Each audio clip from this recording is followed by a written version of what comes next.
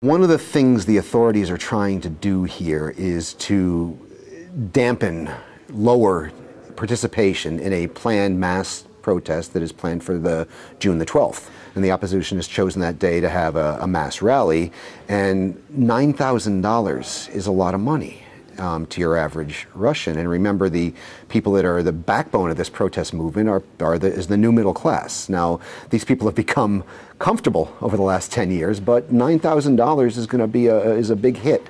The authorities are clearly trying to counter the kind of creativity that the opposition has shown in recent weeks. To get a permit to hold a rally or a demonstration in Moscow or in other cities is a bureaucratic process that the authorities use and abuse to their liking. What the opposition has taken to doing is to holding things, they'll call it a walk. An artist's walk or a writer's walk.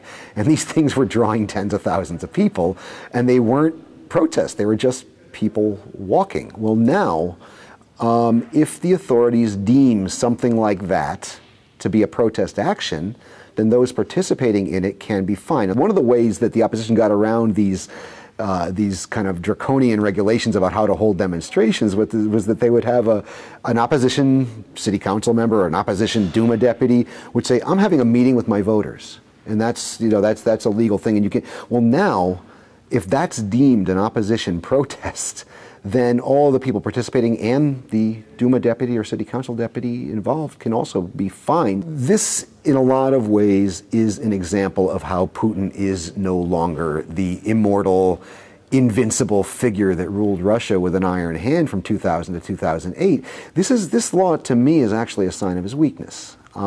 It's already been condemned by the head of his own Kremlin Human Rights Council. It's already been condemned by his personal friend and former finance minister, the very well-respected Alexei Kudrin. But it took almost till midnight last night to get this thing through the Duma. And why did that happen? Well, what happened is that the opposition, who's in the minority in the Duma, the United Russia, the ruling party, has a majority, but the opposition staged the functional equivalent of a filibuster. They introduced 400 amendments, more than 400 amendments to this thing, insisted, according to parliamentary procedure, that each one of these amendments be read out in full on the floor of the Duma, dragging the session all the way to midnight. They knew the thing was going to eventually pass, but this was on national television. They put this they were able to perform this spectacle for the whole nation.